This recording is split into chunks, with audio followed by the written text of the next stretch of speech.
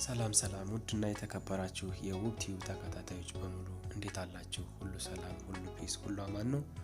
እኔ ያለሁ እግዚአብሔር ይመስገን በጣም ደህና ነኝ። እስኪ ዛሬ ይችን አጠር ያለች ግጥም ይዤላችሁ ቀርቤያለሁ። በአክብሮት ተጋበዙልኝ። ሰላማችሁ ይብዛልኝ። ያልተቋጨ ፍቅር ይላል ርዕሱ። ያልተቋጨ ፍቅር ህይወት እንደዚህ ነች። አንድ አጋጣሚ ነው መንገድ ስናቋርጥ የተገናኘ ነው። የለም ኢንተርኔት ላይ መረጃ ሲይዝ ነው። ዩቲዩብ ገጽ ላይ ወይም ቴሌግራም የለም ፌስቡክ ላይ ነው።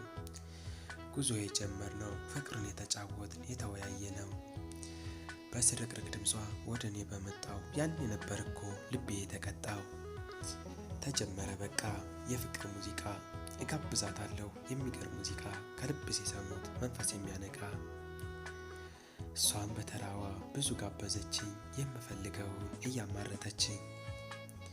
የኔ ውድ ናፈቅሽኝ እስኪ ደውይልኝ ብዬ ስጠይቃት፣ አልያም ነይልኝ ብዬ ስለምናት፣ የልቤን ያንጀቴን አጫውታታለሁ ለብዙ ሰዓታት። በዚህ የሄደ ፍቅራችን ነጎደ፣ እኔ ግን መስሎኛል ፍቅራችን ከዚህ ብዙ መንገድ ርቆ የሄደ።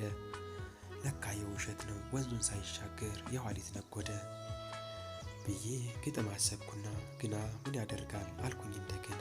ጽፌ ሳልጨርሰው በዚህ ተቋጨና፣ ፍቅር የሚለው ቃል ተሰባበረና። የሚል ግጥም ጽፌ ልናገር ላወጋ አሰብኩና፣ ተው አለኝ ምላሴ መመለስ አለና። ይህን አሰብኩና ተውኩት እንደገና።